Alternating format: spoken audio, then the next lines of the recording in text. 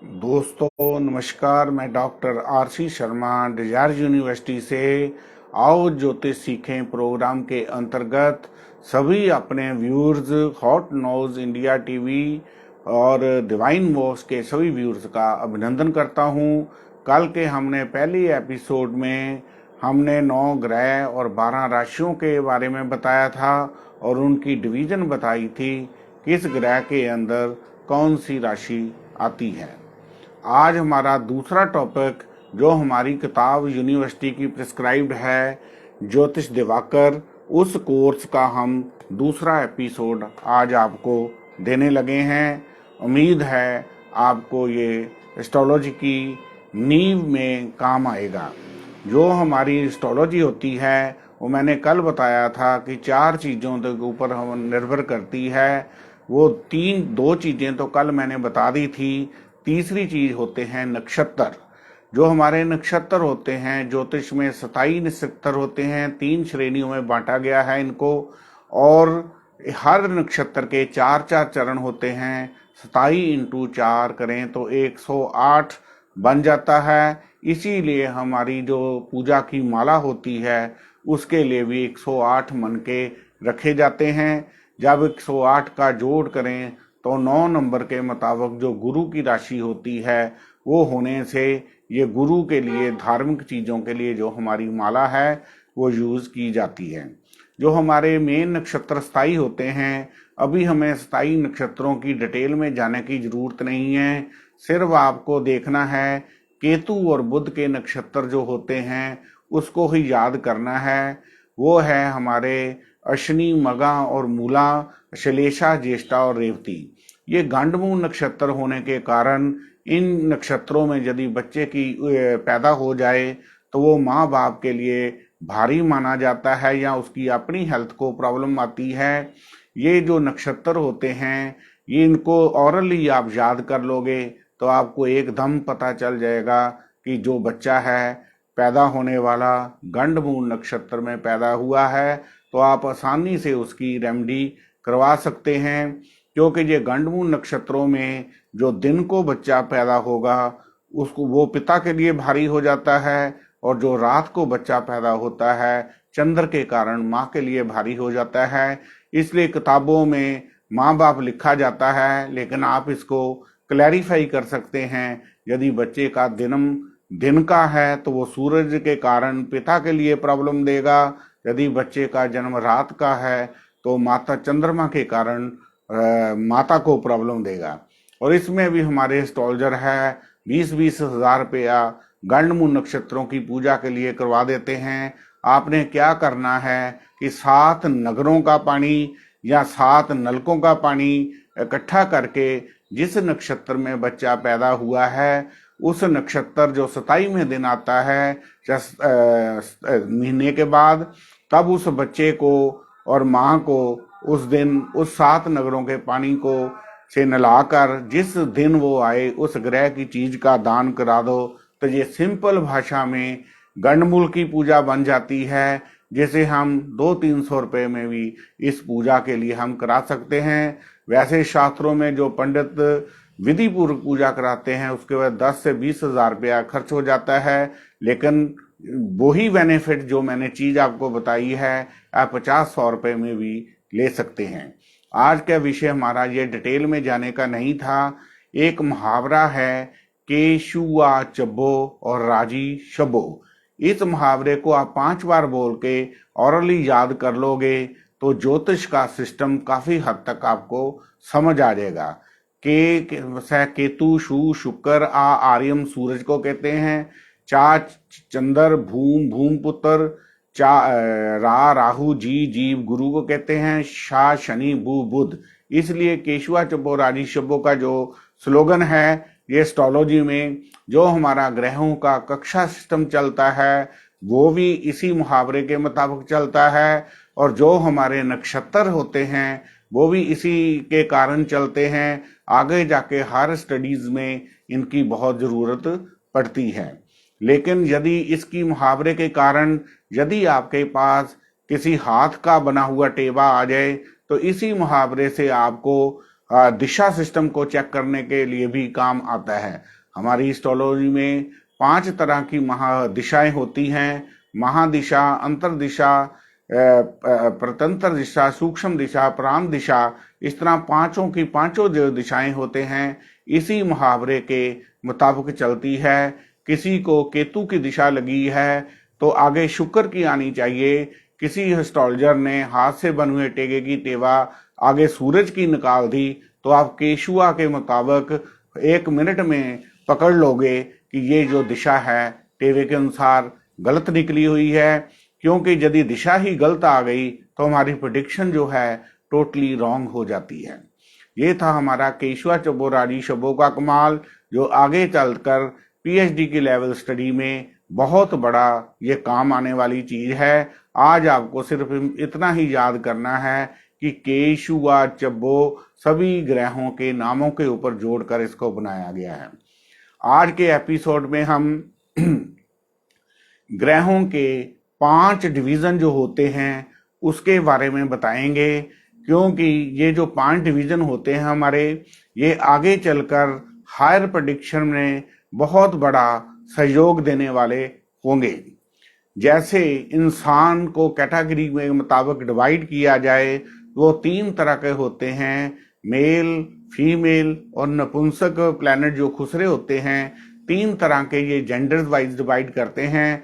इसी तरह हमारे ज्योतिष में भी ग्रह जो है इसकी 4 डिवीजन होती है: मेल, फीमेल, इंचेस और छाया। अब आगे जाके हमने देखना है कि हमारे मेल कौन कौन से प्लैनेट है, फीमेल कौन से हैं, नपुंसक कौन से और छाया ग्रह कौन से हैं। हमारे मेल प्लैनेट होते हैं सूरज, गुरु और मंगल। फीमेल प्लैनेट होते हैं चंद्र और शुक्र। नपुंसक प्लैनेट होते हैं बुध और शनि। छाया ग्रह होते हैं राहु और केतु। इस डिवीजन का इतना बड़ा रोल प्रेडिक्टिव एस्ट्रोलॉजी में होता है कि 5वां घर जैसे हमारे बच्चे का है तो ये मेल प्लैनेट लिंक बनाएंगे तो उस जातक के मेल चाइल्ड होता है, फीमेल लिंक बनाए तो फीमेल होता है, छाया ग्रह लिंक बनाएंगे या मतलब तो मिस कैरेज होते हैं, नपुंसक प्लैनेट लिंक बनाए तो उन जातकों के औलाद होती ही नहीं है। इसलिए आगे जाकर प्रेडिक्टिव एस्ट्रोलॉजी में ये जो कैटेगरी है बहुत हाई लेवल पर हमें काम आने वाली है। ये हमारा जेंडर वाइज डिवीजन था। इसके बाद हमने आपको बताया कि मेल कौन से हैं, फीमेल कौन से हैं, नपुंसक कौन से हैं और छाया कौन से हैं। जैसे हम अगला दूसरा ग्रुप जो है डिवीजन का ये है कि जैसे हम पॉलिटिक्स के शिकार हैं, कोई कांग्रेस कोई अकाली दल है, इसी तरह हमारे ग्रह भी पॉलिटिक्स के शिकार हैं। इनके 2 ही ग्रुप हैं, एक का नेता सूरज है और दूसरे का नेता शनि है, लेकिन दोनों आपस में पिता पुत्र होने के बावजूद भी बिटर एनिमी होते हैं। सूरज में आएंगे जितने मेल प्लैनेट और एक फीमेल प्लैनेट चंद्र, और बाकी इधर जो बचेंगे वो फीमेल में आएंगे। इस तरह सूरज ग्रुप के अंदर आ गए सूरज, मंगल, गुरु और चंद्र। शनि ग्रुप में आ गए एक शनि, बुध, शुक्र, राहु, केतु। 4 इधर सूरज ग्रुप में है और 5 ग्रह हैं जो हमारे शनि ग्रुप में आएंगे। ये हमारा पॉलिटिक्स का ग्रुप था। तीसरा ग्रुप है हमारा बेनिफिशियल और नॉन बेनिफिशियल प्लैनेट का। जैसे दुनिया में जातक होते हैं कि एक सभी लोगों का भला ही करते हैं, एक आदमी ऐसे होते हैं जो अपने थोड़े से बेनिफिट के लिए भी दूसरे का नुकसान करा देते हैं। इसी तरह इसी डिवीजन में हमारे ग्रह भी डिवाइड होते हैं, जिसे ज्योतिष की भाषा में शुभ ग्रह या पापी ग्रह या इंग्लिश में बेनिफिशियल प्लैनेट या नॉन बेनिफिशियल प्लैनेट में डिवीजन किया हुआ है। इसमें 2 ग्रह जो हैं सूरज ग्रुप के हैं और 2 ग्रह जो हमारे हैं शनि ग्रुप के हैं। बेनिफिशियल प्लैनेट में सूरज ग्रुप के ग्रह हैं हमारे चंद्र और गुरु, और शनि ग्रुप में है बुध और शुक्र। और इसलिए हमारे दूसरे ग्रुप में नॉन बेनिफिशियल ग्रुप में आ गए सूरज, मंगल, शनि, राहु, केतु। इस तरह जो है शुभ ग्रह और अशुभ ग्रहों की डिवीजन की हुई है। आगे हमारा जो ग्रुप है वो है सात्विक, तामसिक और राशि का। जैसे इंसान कोई डेली मांस मदिरा का सेवन करते हैं, कई बंदे बिल्कुल सात्विक होते हैं, वैष्णु भोजन करते हैं, कई बंदे हैं कभी खाते हैं कभी छोड़ते हैं। तीसरा है कि कई जातकों के पास पैसा ना भी हो, वो पुराने कपड़े को भी प्रेस करके या अपनी हैसियत के मुताबिक सेंट लगाकर गेड़ी मारने वाले होते हैं। इसी तरह हमारे ग्रह भी इसी डिवीजन में डिवाइड हैं, जिसे 3 ग्रुपों में हमने बांटा है, सात्विक, तामसिक और राशि। सात्विक प्लैनेट होते हैं हमारे सूरज, चंद्र और गुरु। राशि प्लैनेट होते हैं बुध और शुक्र। तामसिक प्लैनेट होते हैं मंगल, शनि, राहु, केतु। इस तरह जिस ग्रह का भी हमारे लगन, जो पहला घर होता है, उसके साथ लिंक बन जाए तो जातक की नेचर भी वैसे ही हो जाती है। जो चंद्रमा ग्रह है हमारा, वो 15 दिन शुभ होता है या 15 दिन अशुभ होता है। शुभ और शुभ से भाव है, आपने देखा है कि चंद्रमा जब बिल्कुल 0 नजर नहीं आता तो फिर उसके बाद बढ़ता बढ़ता पूर्ण चंद्रमा बन जाता है। बढ़ते हुए चंद्रमा को ज्योतिष में शुक्ल पक्ष कहा गया है और घटते हुए चंद्रमा को कृष्ण पक्ष कहा गया है। इन दोनों पक्षों में जन्म लेने पर ही जातक की क्वालिटी में जमीन आसमान का फर्क आ जाता है। जो शुक्ल पक्ष में जन्म लेते हैं वो एजुकेटेड होते हैं और थोड़ी सी मेहनत से ही अमीर बन जाते हैं। कृष्ण पक्ष वाले जातक दूसरों पर डिपेंडिंग जीवन व्यतीत करते हैं और बहुत रगड़े खाने के बाद राइज करते हैं और एजुकेशन में भी इनमें कमी होती है। इस तरह हमारा शुक्ल और कृष्ण पक्ष के जन्म लेने वाले जातकों का नेचर में ही, डीलिंग में ही जमीन आसमान का फर्क हो जाता है। इसीलिए हमारे जितने भी गुरु, ऋषि, महर्षि, बड़े बड़े हमारे गुरु हुए हैं, शिव जी, रामचंद्र जी, गुरु नानक देव जी, सभी जो है पूर्णमासी को जन्म लेते हैं। जब पूर्ण चंद्रमा होता है तो वो समाज में अपना नाम कमाते हैं। ये चंद्रमा के कारण ही प्रसिद्धि जो होती है। जो जातक पूर्णमासी को जन्म लेते हैं वो दुनिया में अपना नाम कमाते हैं। अब है कि आगे जो चंद्रमा है 15 दिन बढ़ता है, 15 दिन कम होता है। इसी के कारण जातक की जो नेचर है उसमें तब्दीली आ जाती है। और आम आपने देखा है, आम मंदिरों में जाते हैं वहां लिखा होता है पूर्णमासी, मत्स्या और संग्रांद। इसको हम जाने क्या होती है। संग्रांद होती है जब सूरज एक राशि में से निकलकर दूसरी राशि में जाता है, उसे संक्रांति कहते हैं या संग्रांद कहते हैं। देसी महीने के मुताबिक इसकी पहली तिथि होती है और इंग्लिश तिथि के मुताबिक 14-15 तारीख होती है। इसको हम ज्योतिष की भाषा में संग्रांद कहेंगे। और मत्स्या क्या होती है कि जब सूरज और चंद्र कुंडली में एक ही राशि में इकट्ठे हो जाते हैं तो वो अमावस बन जाती है। तो चंद्रमा हमें होता है, नजर क्यों नहीं आता, इसके लिए आप एक डायग्राम से समझें। जैसे एक तरफ दाहिने तरफ आप 200 का बल्ब जगाएंगे, एक तरफ 0 का बल्ब जगाएंगे, रात को अंधेरे में देखोगे तो दोनों ये आपको नजर आते हैं। इसलिए उसको पूर्णमासी कहा गया है। बड़े बल्ब को सूरज कहा है मैंने, छोटे बल्ब को चंद्रमा कहा है। जब रात को वही 0 का बल्ब हम 200 के पास लाएंगे तो हम दूर से देखेंगे कि हमें 0 का जो बल्ब है वो नजर नहीं आएगा। इसी तरह सूरज और चंद्र जब कुंडली में इकट्ठे हो जाते हैं तो चंद्रमा हमें नजर नहीं होता है, तो इसी को हम अमावस कहते हैं। इसी तरह आपको संग्रांद और अमावस का पता चल गया। जब सूरज और चंद्र एक दूसरे के 90 डिग्री के अपोजिट होते हैं तो इसको ज्योतिष की भाषा में पूर्णमासी कहा गया है। यदि सूरज और चंद्र एक ही राशि में इकट्ठे हो जाएं तो इसको अमावस कहा गया है। इस तरह इस डिवीजन को हमने बांटकर पूर्णमासी, संग्रांद और मत्स्या का जो सिस्टम है आपको बताया है। हमारी जो तिथियां होती हैं वो 15 तिथियां होती हैं, क्योंकि देसी महीने के मुताबिक जो ज्योतिष चलता है उसमें 15 तिथियां होती हैं, 15 शुक्ल पक्ष की और 15 कृष्ण पक्ष की। इसलिए 15 से 16वीं तिथि हमारी नहीं होती। और इंग्लिश महीने के मुताबिक हमारी 1 से 31 तारीख तक चलती है। इसलिए पहले 15 दिन को हम शुक्ल पक्ष में और 16 से 31 को हम कृष्ण पक्ष में भी डिवीजन ऐसे कर सकते हैं।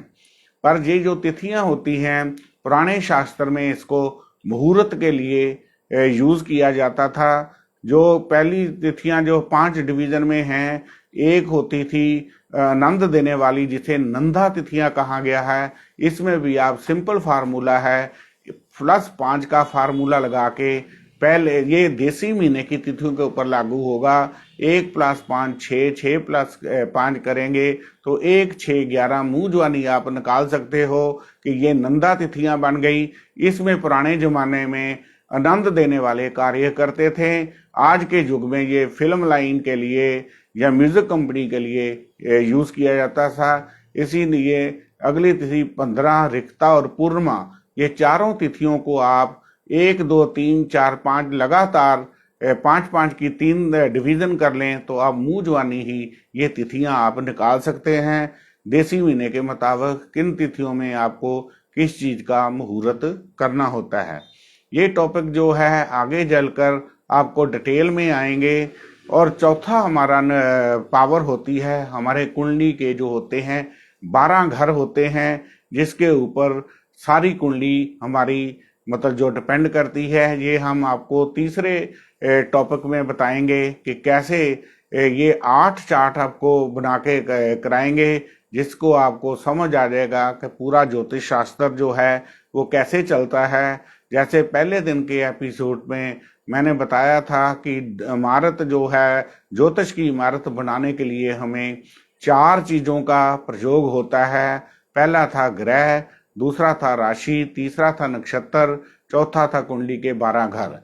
इसीलिए आज हमने पहले और दूसरे एपिसोड में आपको ये चारों की चारे जो पिलर होते हैं, दीवारें होती हैं, इसके बारे में थोड़ी एलिमेंट्री जो है नॉलेज मैंने दी है।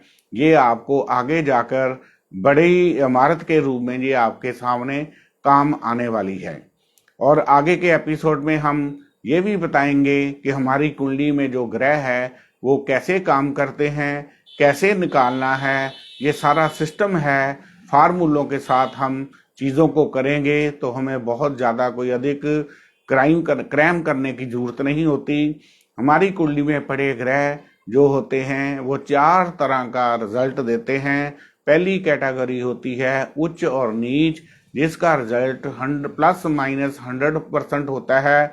इसका ज्योतिष की भाषा में या आम भाषा में कहें, हमारी कुंडली में जो उच्च का ग्रह पड़ा होता है उसका फल हमें 100% पॉजिटिव मिलता है। जो नीच का ग्रह होता है उसका हमें फल 100% नेगेटिव होता है। इसको इंग्लिश में हम उच्च को वैल्यूएटेड कहेंगे और नीच को हम डीवैल्यूएटेड कहेंगे। ये हमारी पहली कैटेगरी हो गई। दूसरी कैटेगरी है हमारी मूल त्रिकोण की। मूल त्रिकोण को हिंदी में और इंग्लिश में भी मूल त्रिकोण ही कहेंगे, MOOLTRIKON, मूल त्रिकोण। इसका नेगेटिव रिजल्ट नहीं होता। ये हमारी कुंडली में +75% रिजल्ट देता है। तीसरी कैटेगरी है ओन साइन, स्वर राशि जिसे हम कहेंगे, उसका रिजल्ट हमें 50% पॉजिटिव होता है। इसलिए दोनों कैटेगरी में ही नेगेटिव रिजल्ट नहीं होता, 75 और 50 होता है। चौथी कैटेगरी हमारे है पास मित्र और शत्रु की, जिसे इंग्लिश भाषा में फ्रेंडली और एनिमी में डिवीजन किया हुआ है। तो इसको हम +25 और -25 रिजल्ट देते हैं। यदि आपका ग्रह वो मित्र राशि में पड़ा होगा तो वो रिजल्ट 25% देगा।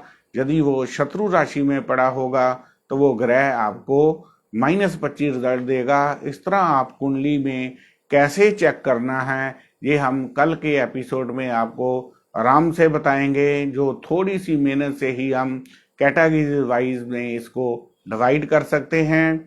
और आज हम थोड़ी सी इंट्रोडक्शन देंगे जो अब कल के लिए इसको तैयार करके रखना। हमारा कुंडली का जो 12 घर हैं वो कैसे बनते हैं। पहले आप एक स्क्वायर बना लीजिए, फिर उसमें क्रॉस कर लीजिए और स्क्वायर के सेंटर में एक एक बिंदु लगा के उसको जोड़ लीजिए। तो ये हमारे पास 12 खाने बन जाएंगे। जो हमारा चौथा पिलर है, जिसको कुंडली के हाउस या हाउसेस कहा गया है, इसके अंदर ये वो चार्ट आज बताने लगा हूँ जो जितने भी दुनिया में जीव आएंगे उनका ये चार्ट यही रहता है। एक तो उनका घर का मालिक होता है, वो हमारा डिजिट का जो लॉर्ड आएगा वो होगा।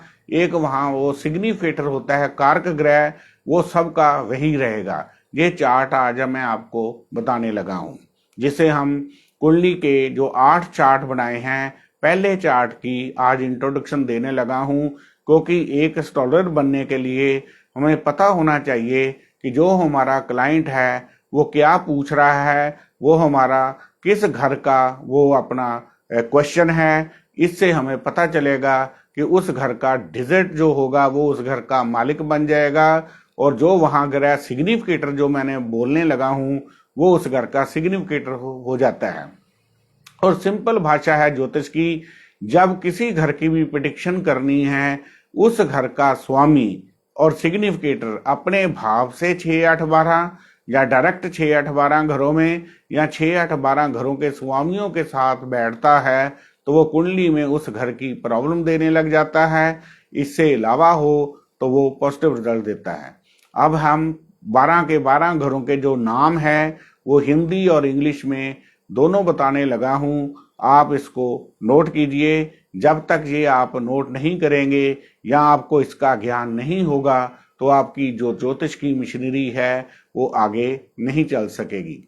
जैसे हमारा कुंडली का जो पहला घर होता है उसको तन भाव हिंदी में कहा गया है और इंग्लिश में उसको सेल्फ कहेंगे, और इस घर का कारक ग्रह जो होता है वो सन होता है। ये सभी जितने भी जीव इंसान में दुनिया में आएंगे उनका पहले घर का नाम और सिग्निफिकेटर है वो यही रहेगा। चेंज क्या होता है, डिजिट 1 से लेकर 12 तक जो डिजिट मैंने बताए थे वो उसका टाइम ऑफ बर्थ से लिंक होता है। जो भी राशि ब्रह्मांड में चल रही होती है वही लगन हमारा आ जाता है। इसलिए पहले घर का जो डिजिट होगा वो उस घर का आपका स्वामी बन गया, और सिग्निफिकेटर जो है कारक ग्रह जिसको मैंने बोला है वो सबका सूरज ही रहेगा।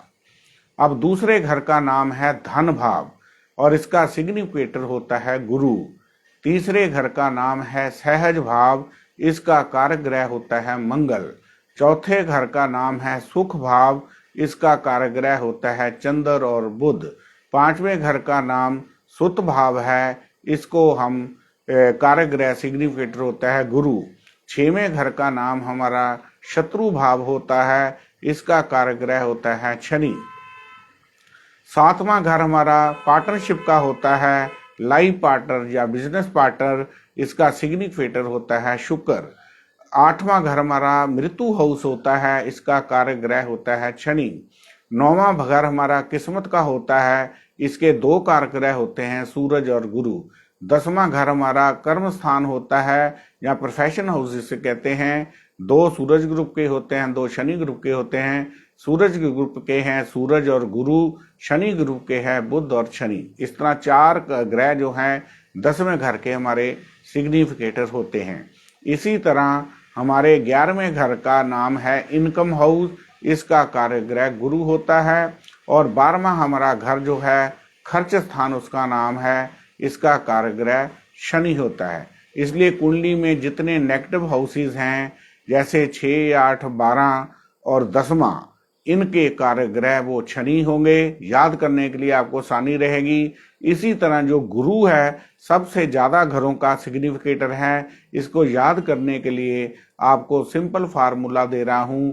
दूसरा घर, 5वां घर, 9वां घर, 10वां घर और 11वें घर का जो सिग्निफिकेटर है वो गुरु होते हैं। इसलिए आप बाकी 1-1, 2-2 घरों के कारक ग्रह है उसको याद करना पड़ेगा। मैं आपको इसमें हिंदी में मैंने बताया है घरों के नाम, एक बार मैं इंग्लिश में भी आपको रिपीट करके बता रहा हूं।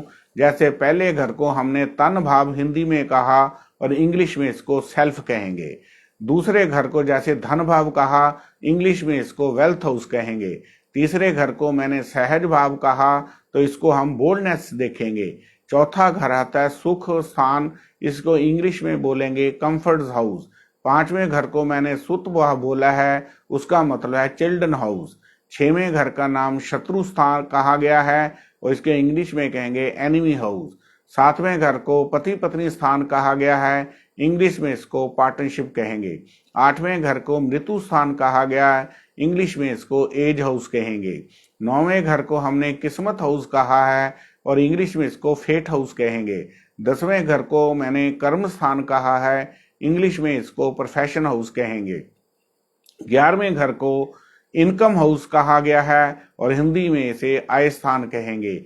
12वें घर को मैंने खर्च स्थान कहा तो इंग्लिश में इसको एक्सपेंडिचर करेंगे, एक्सपेंडिचर हाउस कहेंगे। इस तरह आपको 12 के 12 घरों का नाम इंग्लिश और हिंदी में दोनों में ही करने से कुछ घर हमें हिंदी में आसान लग रहे हैं, कुछ घर हमें इंग्लिश में आसान लग रहे हैं। इसलिए जो भी भाषा के ऊपर आपका कमांड है उसके ऊपर भी कर सकते हो। इसलिए जब तक आपको 12 घरों के नाम या उनके सिग्निफिकेटर याद नहीं होंगे तब तक ये हमारी ज्योतिष की जो मशीनरी है वो आगे नहीं चलेगी। इसलिए हाँ, मैंने जो 8 चार्ट कराने थे आज आपको याद करने के लिए 24 आवर का टाइम दे दिया है। कल इसी शो में मैं 3 बजे दोबारा आऊँगा। इसी से आगे एक बार रिफ्रेश करके यहीं से हम स्टार्ट करेंगे। इस तरह हमारी ज्योतिष की जो मशीनरी है वो आगे चलेगी। ये 8 चार्ट हैं जिसको मैंने आज एक चार्ट की इंट्रोडक्शन दी है। 7 चार्ट आगे और हैं इसको मिक्सिंग करेंगे तो ज्योतिष की जो मशीनरी है, ज्योतिष करने के लिए आपका सिस्टम है वो तैयार हो जाएगा। इस तरह हम ज्योतिष को ऐसे चलाते हैं। उम्मीद है आज का ये जो सेगमेंट है आपको अच्छा लगा होगा। इंट्रोडक्शन दी है, फिर भी यदि आपको कोई प्रॉब्लम है तो आप हमारे चैनल पर हॉट नॉज इंडिया टीवी और मॉक्स टीवी पर या मेरे से पर्सनल कांटेक्ट कर सकते हैं।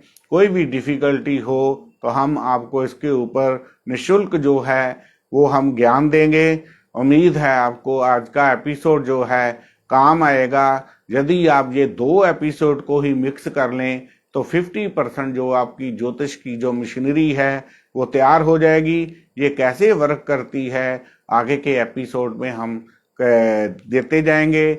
जो मैंने आपको बोला था कि 52 एपिसोड हम जो देंगे उसके अंदर आपको मैंने आज 2 एपिसोड, पहला और दूसरा एपिसोड आपको दे दिया है और इसके ऊपर आप अपनी पकड़ मजबूत कीजिए। आगे जाने की जरूरत नहीं है। जो मैं चीज़ें करा रहा हूँ आप उन्हीं को ही सिर्फ तैयार कीजिए तो आपको 2 महीने के अंदर ज्योतिष का पूरा ज्ञान कराना मेरा काम है, जिसमें आप लाखों रुपए कमाकर अपने घर का, समाज का और बिजनेस आप करा के इसको आप कामयाब हो सकते हैं। और इसी शब्दों के साथ मैं आपसे आज्ञा लूँगा। आपका दोस्त doctor RC Sharma, desire university Jalandhar. 9780050013 98888222326। धन्यवाद। Doctor RC Sharma, desire university Jalandhar.